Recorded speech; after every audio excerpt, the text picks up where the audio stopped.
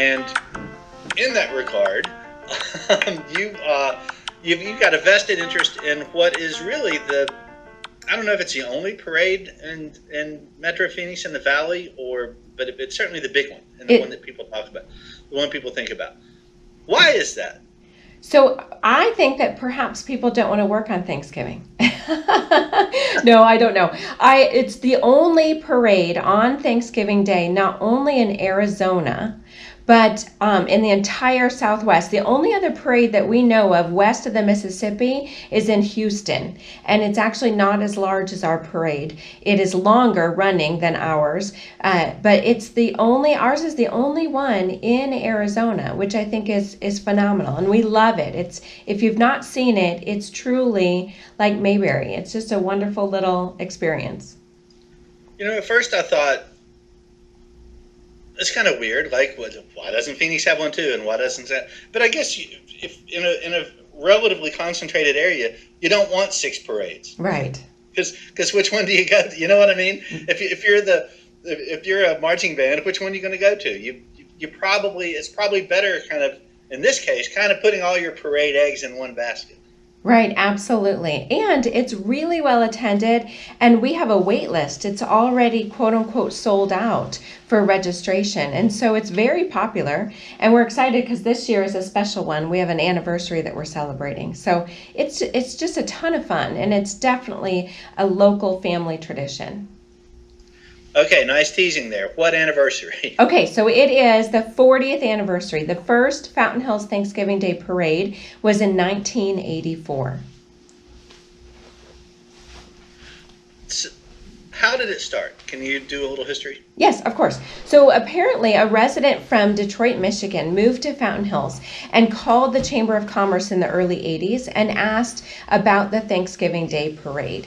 At that time, the Chamber said it doesn't exist. We don't have a parade. And she was very insistent, apparently. And next thing you know, we, the Fountain Hills Chamber of Commerce and this resident, her name was E.J. Goodwin, started planning the first ever Fountain Hills Thanksgiving Day Parade, and it was called Parada de los Cerros, which is Parade in the Hills.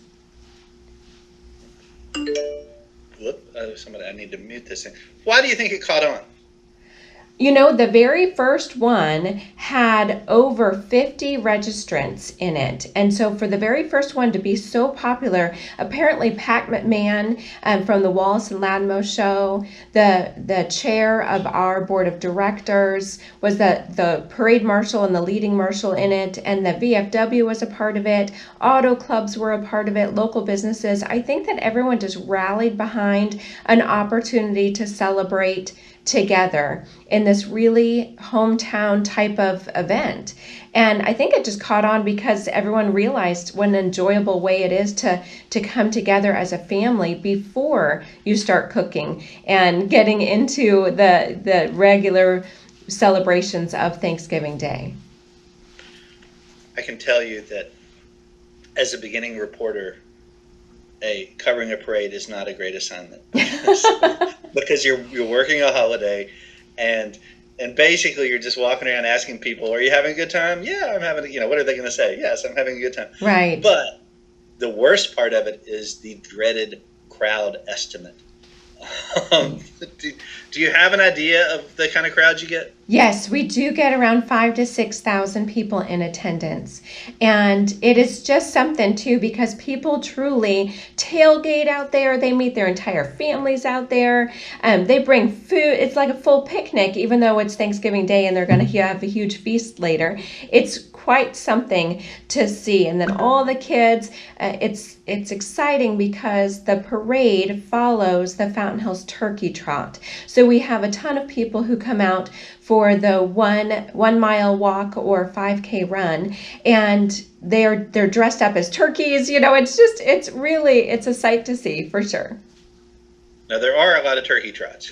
Yes, there are a lot of turkey trots. That's true. But we do love that our parade is right after our turkey trot, because all of the trotters tend to stay and watch the parade as well. And then all the families join in, or the families come and watch their trotters first and then stay for the parade. So it's quite a festive morning having that trot, which is not necessarily unique, but having that culminate in a parade.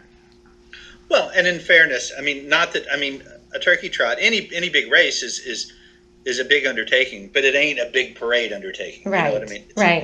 It's not. I mean, I'm assuming that you guys work for months to get this ready. Yes, almost every single one of our events take a good 6 to 9 months in planning prior to execution. So people are surprised because all of our events kind of overlap each other, and so we're working on many events all at the same time. But yes, we've been working on the parade for quite some time. What do you, and I'm not asking you for like an individual thing, I'm just asking about it more as a type or a genre or whatever, but what do you think, what makes a successful parade?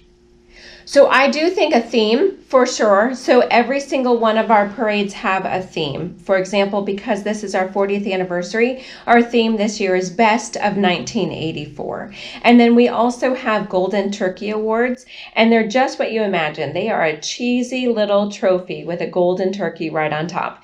And our businesses and nonprofit organizations and clubs all want the Golden Turkey Award. And it's so much fun. They all truly put floats together and entries together to the theme, because that's how you win your golden turkey. And we do have 5 different golden turkeys that we award.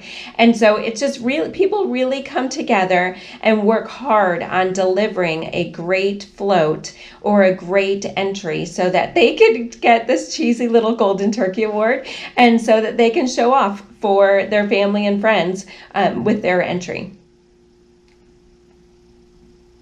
Do you have, and it doesn't have to be the Fountain Hills Parade, it could be watching the Macy Parade on TV or something, but do you have something that you personally have a favorite part of a parade?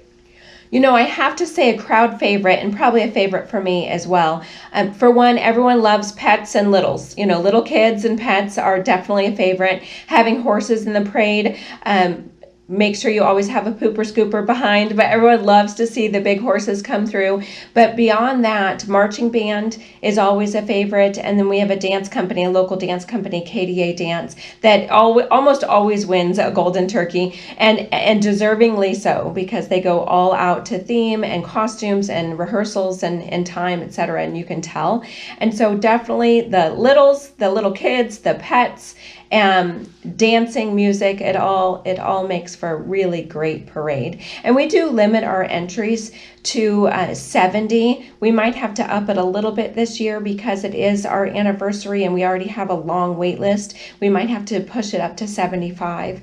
And we do that on purpose so that the parade doesn't last longer than 90 minutes. And so it's a really succinct way to spend your morning. You know, people come out and they already have their picnic place and are ready to watch the parade, and they're not there for more than just a couple of hours. So it's a great way to spend the morning, but you didn't lose your entire morning in doing so. Yeah, I've been to the Rose Parade, and it was sort of cheating. They gave us like these media seats, and they were really nice. They were right there at the corner of Colorado where they turned, so it's the beginning of the parade. But even then, you still had to go at like 3 a.m. Right. I can imagine, which is horrible. Which it's a great parade. I mean, you know, I'm not complaining, but it's not like that. But it was. I mean, it's pretty much a, you know, all big chunk of the day affair. Yes. Although I gotta say, I think I'm a marching band person. I think that's what Right, absolutely. The marching band is so impressive. And so we did have a couple of schools in our last years. I haven't looked at the list this year to see how many schools we have, but of course our local Fountain Hills Unified School District will be represented.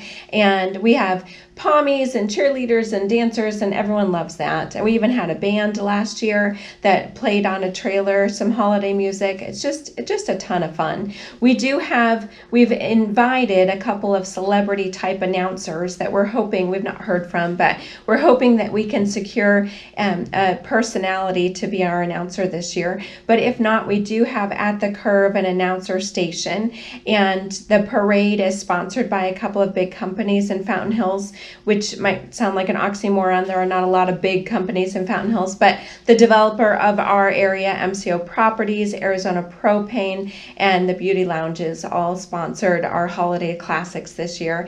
And then we have so much support with our local businesses coming together to just, celebrate together and see this local hometown community event, that we also invite, visitors to come out. It's not just for residents. We invite everyone to come out. If you want to have a fun way to spend your morning, you might be surprised. The Fountain Hills Thanksgiving Day Parade, or the Parada de los Cerros. We're going back to that Parada de los Cerros for this 40th anniversary, just in homage to that initial parade that was launched. I was going to say, what happened to that's a good name. It is a good name, and I do believe that we're going to go back to it. We resurrected it just for this one, just because it was the anniversary, and I'm not quite sure why it fell by the wayside of calling it Parada de los Cerros, but it is back for this 40th anniversary parade, best of 1984. Think you got 40 more in you?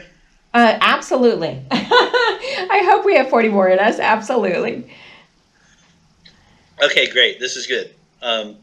Thanks for doing it, and I'm sorry to bother you while you're on my vacation. I know. No, I appreciate any coverage. Fountain Hills, as you can imagine, as a reporter, is not well covered. Nobody wants to come out to Fountain Hills for some reason. They feel like it's too far, even though it's not. And so I just appreciate any coverage. So thank you for reaching out to us.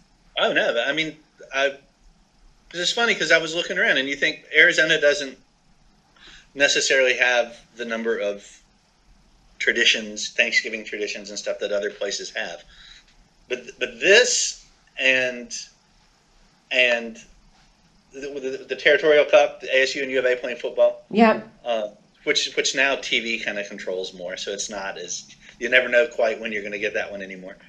But also in the Mesa Turkey Trot, that race is also 40 years old or 50 years old or something. Right. So but beyond that, I mean, I think this is, everywhere ought to have a parade, right? Yes, absolutely. And I agree with you. I mean, people really, when they find out that we have a parade, they're like, how did I not know about this? I'm like, I don't know. It's been going on for 4 decades. I don't know how you don't know about it, but it is truly something. And we did have a really nice television clip last year, but we're, again, for media, we're having trouble getting any media coverage on it. So I don't know.